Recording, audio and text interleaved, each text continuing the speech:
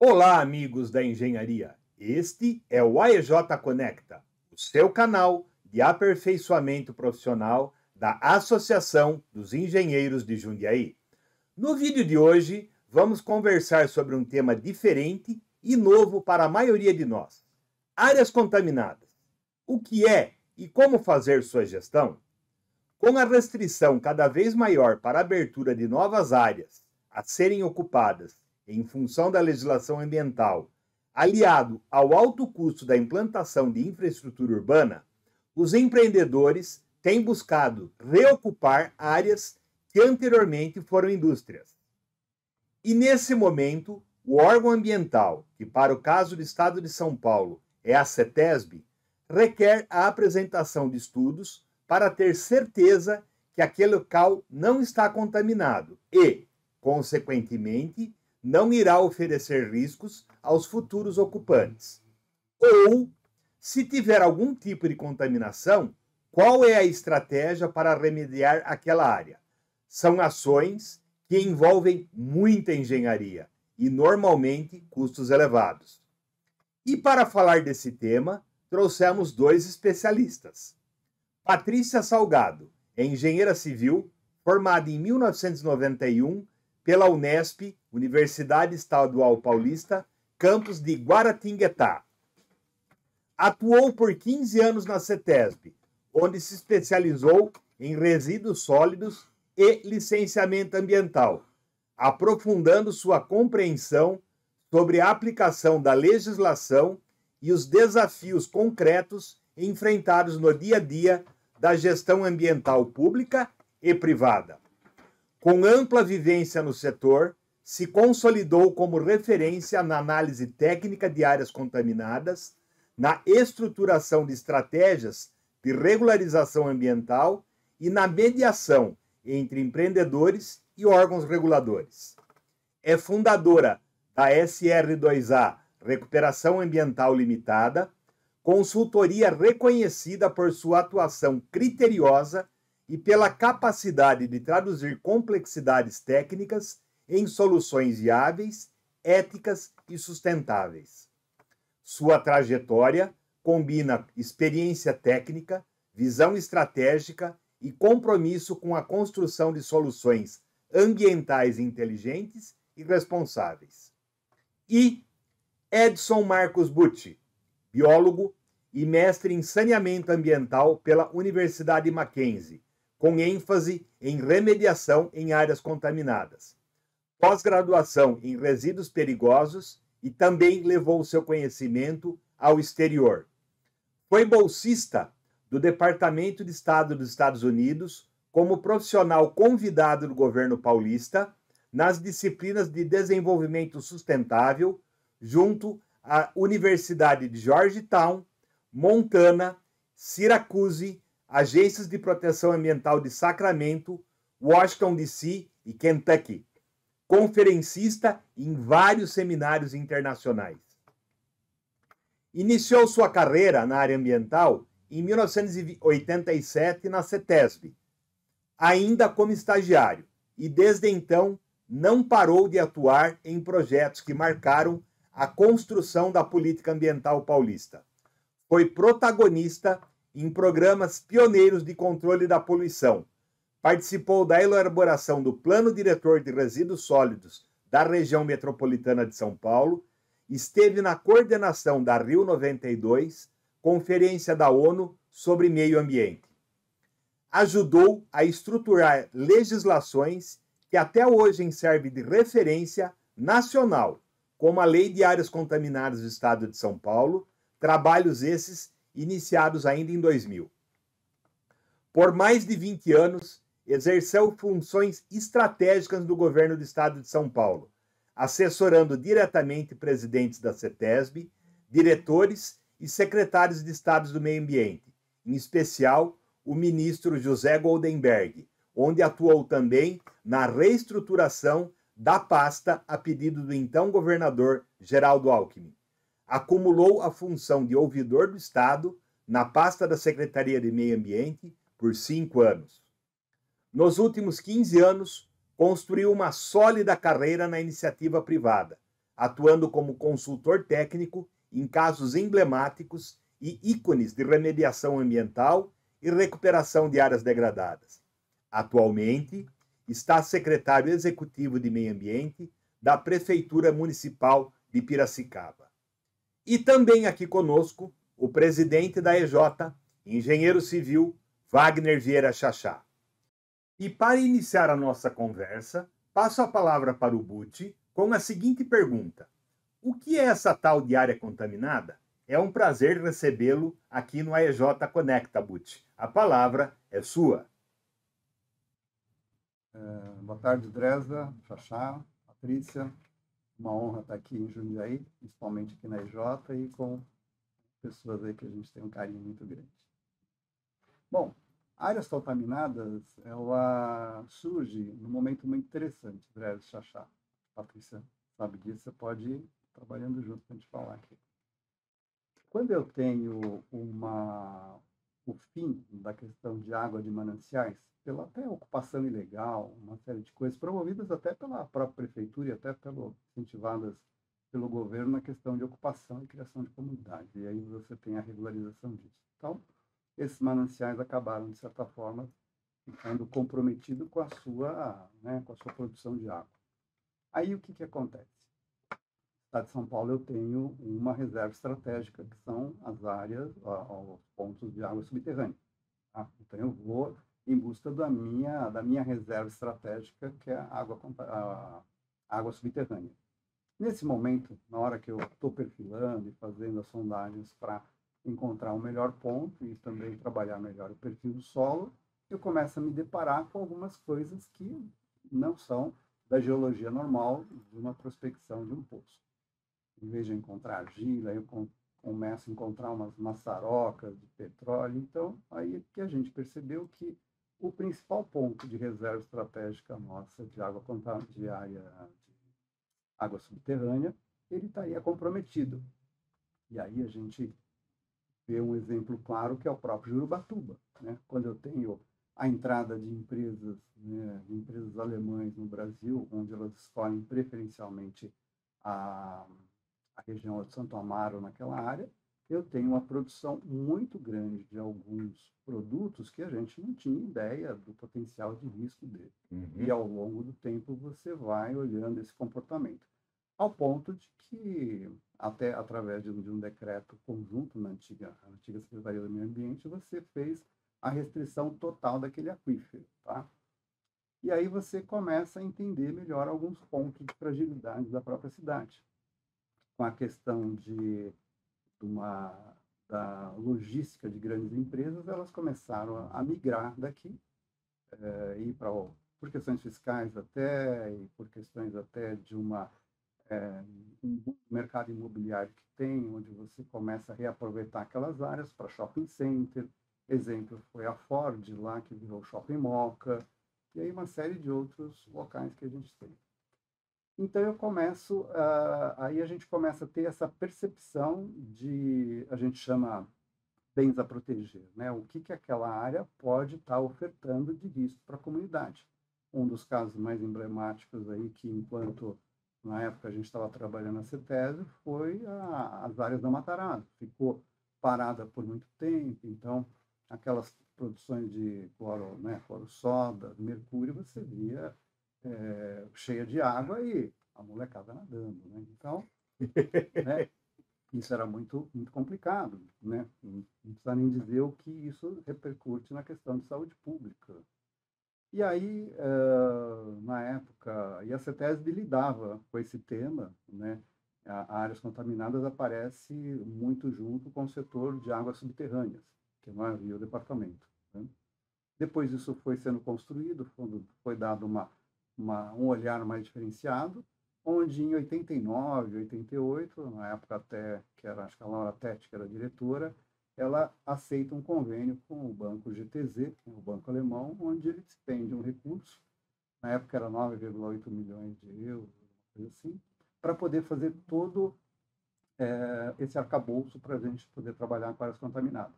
Praticamente copiado do modelo alemão e adaptado aqui para as condições nossas aqui do Brasil, né? E aí foi o início, né?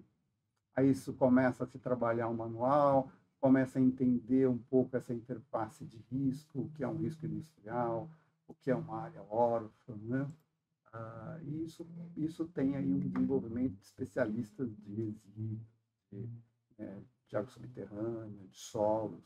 Então, a gente vem construindo esse capítulo de área contaminada desde 98.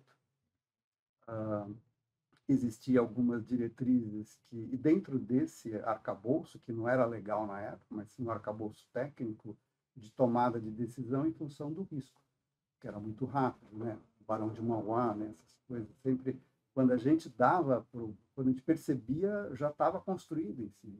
Ou havia uma área órfã também, que de alguma forma estava sendo utilizada como ocupação. Então, era um problema muito grande para o Estado, principalmente o próprio CDHU, que normalmente não tinha essa interface muito com o órgão ambiental, era só num rito de licenciamento normal. Quando a gente ia verificar, ele estava numa área que tinha metano, então eram vários riscos aí com relação à própria construção. E o metano é o flashpoint, então, né? Uma vez só já explodiu. E quantas pessoas, por incrível que pareça, foi o último cigarro no banheiro. Isso era muito comum. E aí houve toda uma conversa melhor para como você direcionar essa questão de áreas contaminadas, e aí vem surgindo capítulos, né? E aí, como você tem uma segurança numa área para uma ocupação comercial, numa área que é uma área comercial, onde ela tem um grau de limpeza mais uma segurança de risco adequada para aquela ocupação, né? Que é uma das questões do decreto, é importante, que na época não era o decreto, ele era um manual técnico de operação nossa, de como lidar melhor com aquela situação de risco. Aí era decisão de diretoria, que era publicada no Diário Oficial, e isso passava com regramento. O marco mesmo veio em 2007, para a DD 103, na época, onde a gente começa a contar um cronômetro de tempo para as indústrias que já estavam naquela lavando solo, enxugando gelo. Né? Então, a partir daqui, a gente vai zerar e você vai ter 3, 5 anos para eliminar sua remediação. O porquê 3, 5 anos? Você acompanha os ciclos geológicos, né? O Maximorum e o Minimorum. Você pega essas duas campanhas e depois você faz mais um ano para ver a condição do teu espaço ali. E aí foi o início de tudo.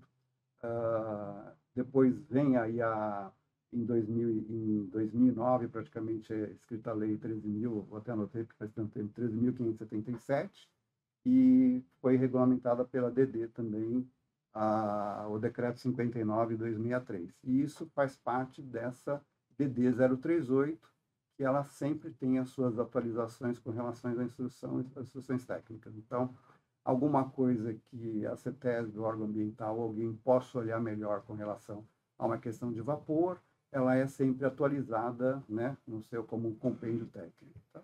Então, ela vem daí, ela vem de novo de uma observação onde eu vou buscar um bem de recurso estratégico para mim e eu não acho mais esse bem, né? Eu não tenho mais isso. E hoje a descontaminação, hoje o aquífero, a Jurubatuba ficou praticamente inviável, porque os volumes são grandes. Tá?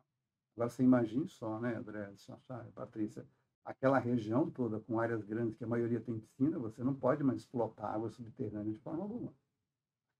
Aquela restrição é para toda a região, né? E aí você tem algumas outras regiões que estão também na mesma linha, talvez aí a linha do Estado e outros locais. Então, ela surge nessa linha, né, Patrícia? Eu acho que... Primeiramente, prazer recebê-la aqui no EJ Conecta. Eu queria passar a bola para você, Mamo, e ainda complementando com uma pergunta, né? Como que seria o rito de tratar uma área contaminada? O engenheiro que tem a suspeita de que aquilo ali tem algum tipo... Qual que é o cronograma?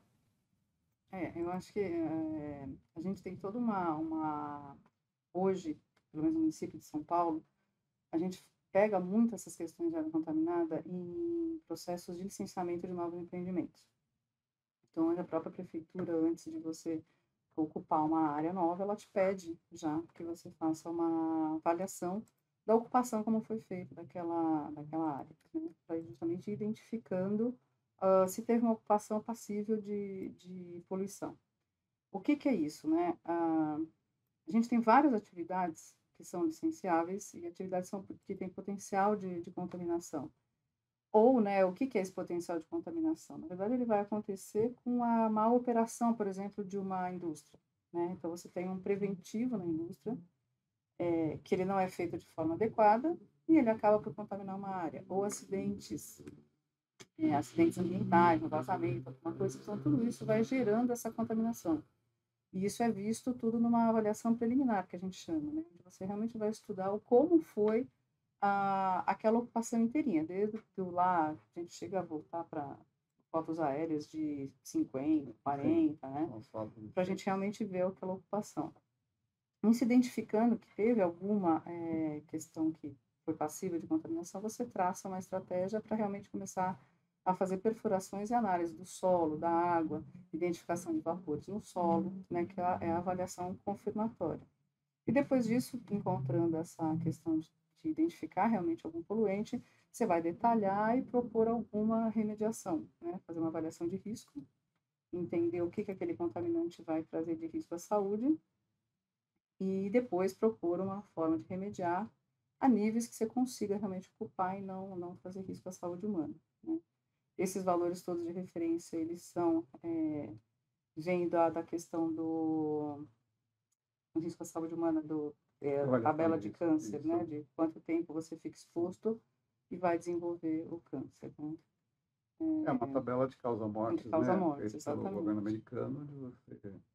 E você, Xaxá, como engenheiro civil, você teria alguma... Qual que seria a sua dúvida com relação ao assunto? Muitos, né? Todo mundo já vai ter uma área Vai ter. contaminada. Vai, ou passou em cima de uma. Né? Eu achei muito interessante que vocês colocaram aí. E, na verdade, quando você fala em tratar a área, né? Eu acho que o negócio é um pouco mais profundo, que nem você mesmo disse. Né? É para eliminar risco aos ocupantes, correto? Correto. Sim. Então, acho que essa uma segurança, é o primeiro foco. Né? Mas quando a gente fala ocupante, parece que a área fica muito limitada, né? E a própria menção que você fez a Jurubatuba, você percebe que é uma área que ela foi contaminada, mas ela não ficou, vamos falar, ela não está restrito a um pedacinho. Não. Ela é a toda a bacia, né? Então, um ponto importante que você falou, tá? Inclusive, ela pode estar caminhando. Inclusive. A gente tem uma fotografia daquela época, mas hoje, possivelmente, ela pode estar ou pode, em função do contaminante, que é um organoclorado, ele é mais pesado, diferente do petróleo que é leve, ele vai buscar aquíferos mais profundos. Né? Isso é uma coisa importante, achar, porque a gente tem, desde que a gente tem indústria, né, a gente começou com a Revolução Industrial, a gente vem trazendo várias questões que não se sabia na época, né, e depois você vai descobrindo que isso está trazendo algum tipo de prejuízo à saúde humana. Né? Então, as áreas contaminadas têm muito a ver com isso. Então, pequenos vazamentos, né, quando eu falo da questão de prevenção numa indústria, não sei, a pessoa deixava ali uma torneirinha aberta, vazando algum tipo de coisa, tudo bem, punha ali um durex, né, um silver tape, alguma coisa assim, só que não avalia que aquilo caindo no solo, ele vai infiltrando, daqui a pouco está na água, né, se for um mais pesado que a água, ele vai caindo mesmo, afundando e vai descendo. E onde ele foi encontrando veio, ele vai entrando, até nas fraturas, quando você pega fraturas de rocha, ele chega a entrar e vai embora. Aí você vai perdendo até o encaminhamento desses mais pesados, que são os orgânicos clorados. E essas plumas dos mais leves que a água, ela vai também caminhando junto com o aquífero. Ele vai andando e vai dissolvendo e vai se esparramando tudo. Então, às vezes, você pega plumas de contaminações gigantes. Você sabe que uma coisa que eu achei interessante, inclusive essa matéria que nós estamos discutindo aqui, é muito importante ela ter ela conseguir penetrar no grupo técnico, que a gente não tem aquele cuidado, né? Porque hoje você vê o seguinte, né? O que não via antes, né? Poço de gasolina, era uma maravilha, né? Lavava, jogava pro bueiro, o poço está em dia. Tá bonitinho, né? Hoje não. Hoje você tem toda aquela contenção, tem a coleta desse material, né? Isso eu acho que é bacana, né? Quando a gente começa a ver isso. Eu fui num desmanche de carro Ele Sim. só desmancha carro. Mas não é quente. Ai, tá licenciado. Oficial. Tá licenciado. Pelo Inclusive, decreto. eu fui comprar um. Não tem cabrita lá. Não tem. E é interessante. Então, inclusive, o cara nada sai sem nota, é um negócio interessante. E o cuidado que ele tinha dentro do espaço, né, de você poder reter, aonde principalmente ele mexia com a parte de motor, né? Então, quando eu vi todo esse cuidado, e ele falou, olha, nós somos inspecionados, né? Falei, pô, acho legal, né? Eu acho que isso daí é todo um trabalho importante e interessante. E você falou que antigamente, na verdade, o cara pegava e lavava, né? Exato. Ele lavava, se tinha terra, melhor ainda, porque ela absorvia, né? Absorvia, exatamente. E, Mas a gente, e agora que a gente paga o pato, né? Mas mesmo você pensa em posto de gasolina, toda a norma mudou e hoje ela é muito mais restritiva e, portanto, de parede dupla, tudo isso por conta de vazamentos, né? Sim. Eu me lembro de estar trabalhando na CETESB e ter sido chamada uma vez num condomínio, né? Você tinha o posto e tinha uma garagem, acho que de 3 subsolos. E estava vertendo água pela paredinha, né? Água, que já achava que era, mas também começou a vir cheiro de combustível.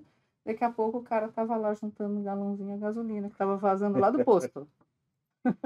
Né? Quer dizer... E havia uma negociação comercial, né? Tinha, Porque o ele cara estava vendia vendendo. Foram descobrir depois que ele estava vendendo, inclusive, essa gasolina. Quer dizer, coisa que você Foi no fala, gente, Campo e estava acontecendo ali, né? E aquilo contaminou tudo. Hoje a gente sabe que não era contaminado. Se eu estou ali em 98, mais ou menos, 97, você ainda tinha esses tanques, tanto que depois você tem toda uma mudança de legislação para postos de gasolina, para ter, inclusive, toda a troca desses tanques. Sim. Justamente para poder evitar esse tipo de coisa. E que eu acho que é importante, quando a gente fala na conscientização, né? E fazer com que isso consiga permear da forma mais extensa, né, possível e imaginável. Por exemplo, eu tive, experiências dentro do CREA, engenheiro sendo penalizado por falsificar laudo, né? Sim. E isso daí, a penalização, ela é penalização, sabe? Não é um negócio que deixa correr leve, né? Leve e solto. É porque o que não se avalia, né? Quando o cara faz uma aprovação dessas ou um laudo falso, no nosso caso de áreas contaminadas, que tudo aquilo que você tem como contaminante em água subterrânea ou mesmo no solo, ele vai volatilizar, vai virar vapor. E a pessoa que está em cima cai na lama. E isso ela tem um tempo de exposição onde ela vai desenvolver alguns tipos de câncer. Mais cedo ou mais tarde. Mais cedo ou mais tarde vai. Então, acho que é ter essa consciência, que na verdade você está provocando a morte de algumas pessoas quando você faz isso. Mas é só um laudo aqui hoje, é pontual, é não sei o que, não tem, né? Você não consegue imaginar o que você está fazendo hoje, ao longo do tempo, qual o efeito disso, né? Esse é um ponto importante, né, Xaxá? Isso vai muito com as atividades do CREA, inclusive. Né? Eu sempre brinco, né? Que eu imagino, para a pessoa entender melhor, a área contaminada é como se fosse um doente, ou um indivíduo, um ente. Né? Qual o grau da sua dor e onde está doendo.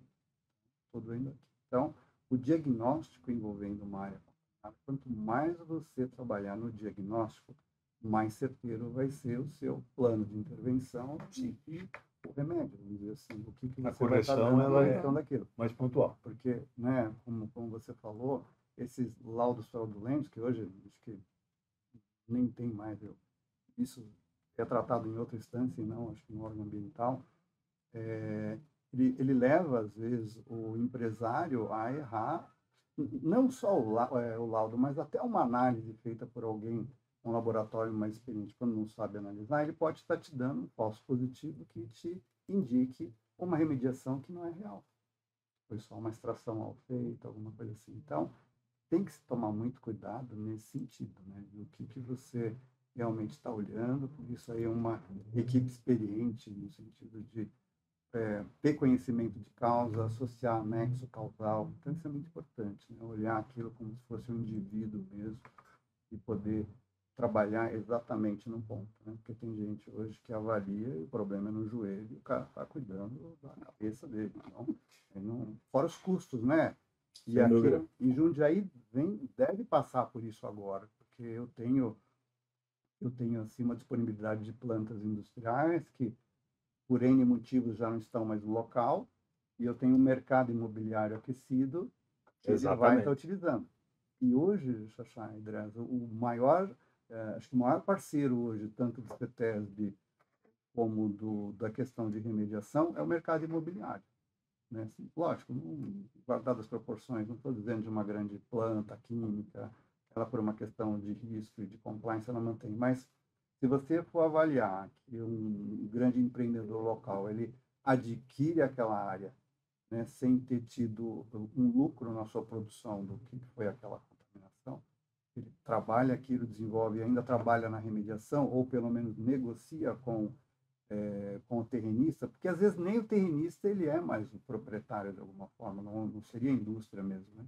Então, eu acho que hoje o maior parceiro assim na questão de remediação, do meu E ponto o de vista, é o interesse é a mercado velocidade, imobiliário, né? né? O mercado Interesse imobiliário, como ele vai fazer um reuso, ele tem que disponibilizar para o mercado a área descontaminada, ou dentro do padrão que ele pode entregar, né? Do limite de contaminação. Então, ele tem interesse em ser rápido. Então, realmente se investe e na com remediação. segurança, né? E com Rápido e segurança, com exato. segurança. Agora, quando a gente vai para o âmbito da indústria, muitas vezes o processo é mais lento e mais demorado, porque ela não quer disponibilizar para o mercado, né, para um uso comercial, para o uso residencial, que tem uma restrição maior. Então, muitas vezes a própria indústria ela fica mais tempo no processo de remediação, que era alguma coisa que você estava até né, curioso, os Exatamente. tempos, né? Então, tem remediações que você faz em um ano, né? Tem remediação que pode demorar 5 anos, depende da técnica que você vai utilizar, Sim, né? exatamente. E da forma como é que você vai... Aqui nós conhecemos, o cara estava 10 fazendo e É. ele falou que tinha pelo menos mais 5. Tem projetos do mercado imobiliário em São Exatamente. Paulo que eu ainda lidei com ele enquanto era estagiário. Mesmo saindo do órgão, né, há muito tempo. Depois Algum nós tempo. fomos, algum tempo. Depois nós fomos para campo e tivemos 1 ano e 7 meses para resolver aquilo. Ou seja, havia havia um interesse num reaproveitamento da área, uma vocação imobiliária muito forte naquele momento. Então, você tinha uma série de fatores que o que nós não fizemos em 35 anos, alguma coisa assim, foi feito em 1 ano e 7 meses, E com segurança. com outro, a minha visão, né?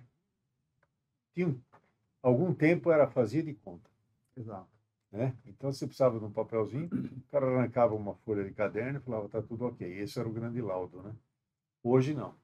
Hoje eu acho que o que a gente começa a ver não é mais o faz de conta. Não. E eu tenho hoje um Ministério Público muito ativo. Muito por E isso. ainda bem que está, porque Sabe, hoje sem eu dúvida. vejo o Ministério Público, que no dia a dia, eu vejo até enquanto secretário de Meio Ambiente, você é absorvido por uma série de coisas que você não consegue dar conta. Então, acho que tanto o papel aí das associações como o CREA, como a Associação de Engenheiros e o próprio Ministério Público tem um papel fundamental, e às vezes até o próprio Legislativo, através dos vereadores, para te cutucar, para tirar desse conforto, Mesmice. né? Da Dessa mesmice. mesmice, e para te dar uma velocidade. Então, o Ministério Público tem ajudado muito nesse sentido. Dá trabalho, mas ele ajuda muito. Mas eu acho que a Sim. consequência, né? A expectativa é que a gente tenha um mundo melhor. Sim.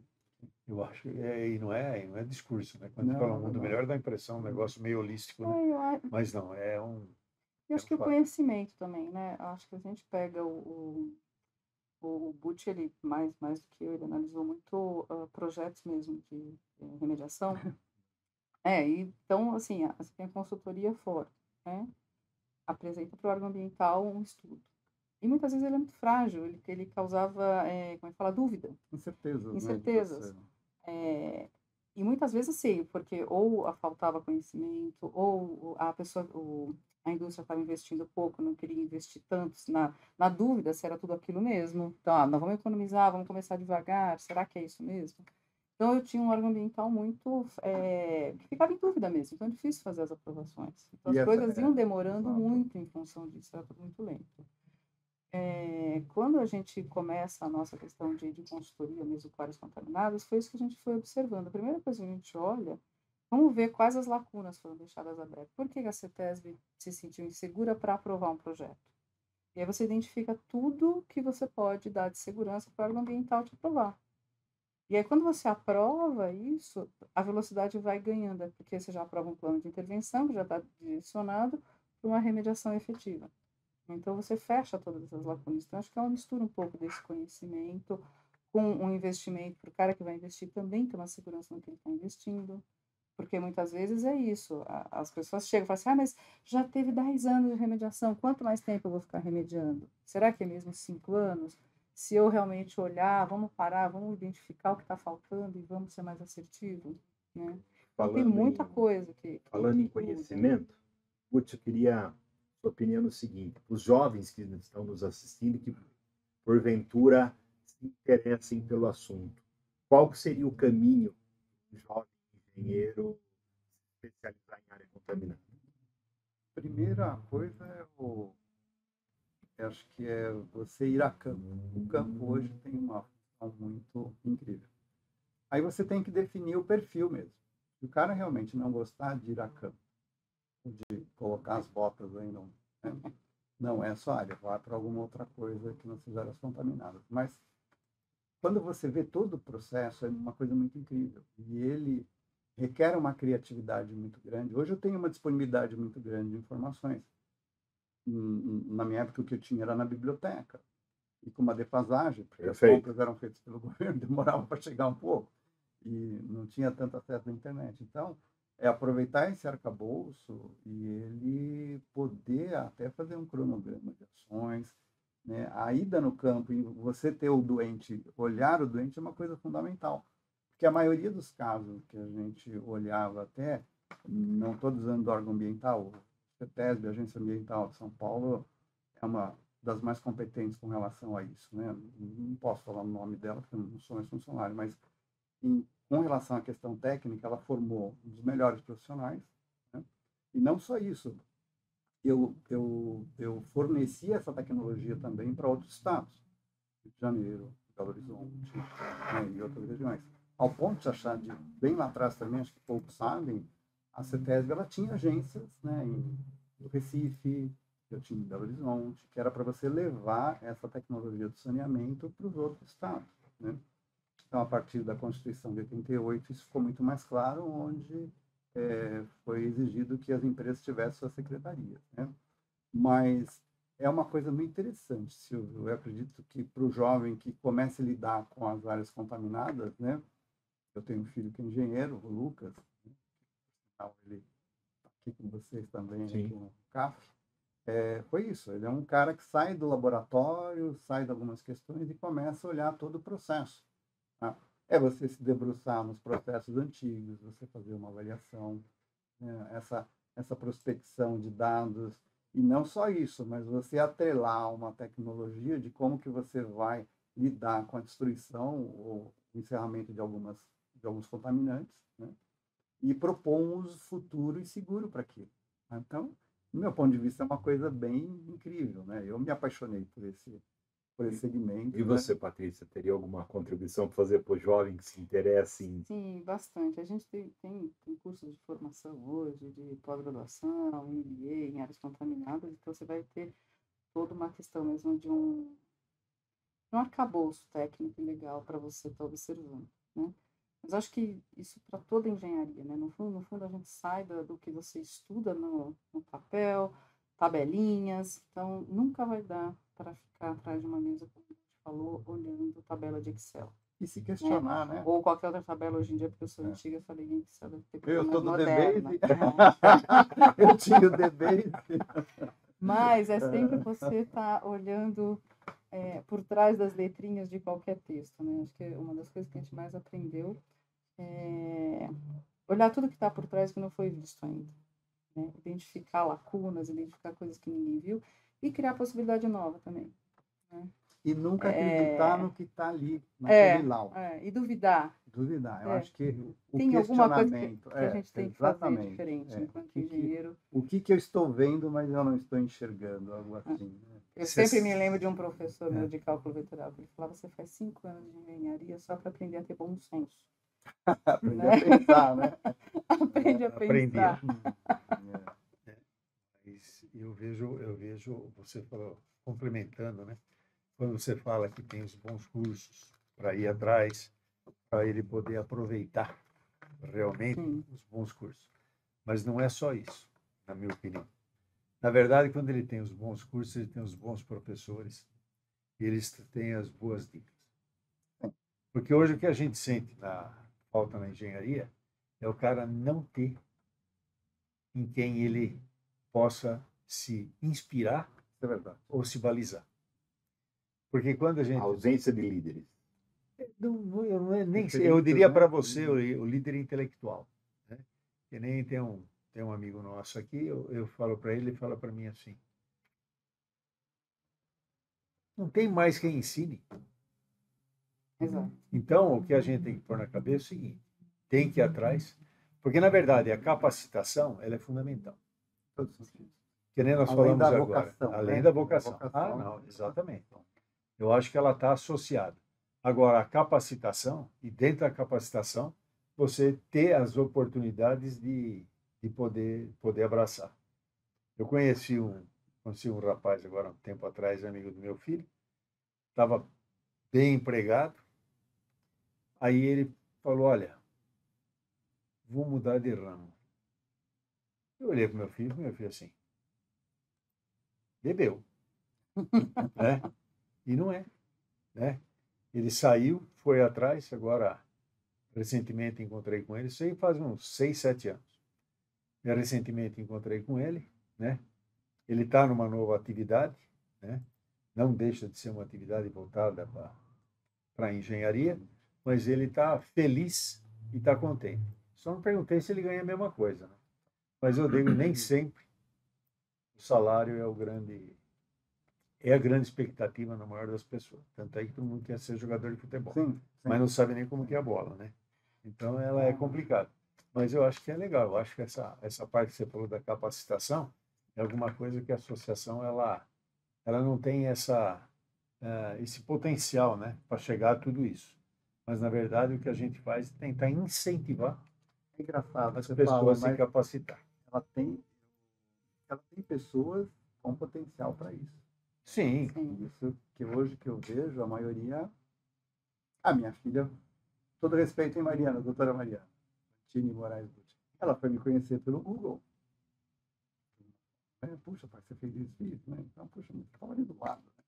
Então, você hoje acreditar no que está sendo dito numa internet ou nesses influencers, né? Não sei como é que é o nome do antigo. Eu acho Achar que é um que o ponto... TikTok Greza da vida. o TikTok. Não, mas é que ele você é um... acha que o TikTok Não, é brinca, fonte de brinca. informação, é complicado. Fonte de conhecimento. Toda a ela. fonte onde você É. vai beber, né? Onde onde você vai vai beber. procurar. Então, eu acho Mas que é isso é um legal, ponto fundamental. Né? E a associação, ela tem tudo para você, né, formar. Justamente por uma região que tem essa vocação agora, né? Principalmente pelas plantas aí que você vende, aluga, coisa assim, e um mercado imobiliário, né, ativo. E compartilhar o conhecimento, né, Xaxá? Eu acho que Compartilhar a o gente conhecimento. tem uma questão aí de gerações.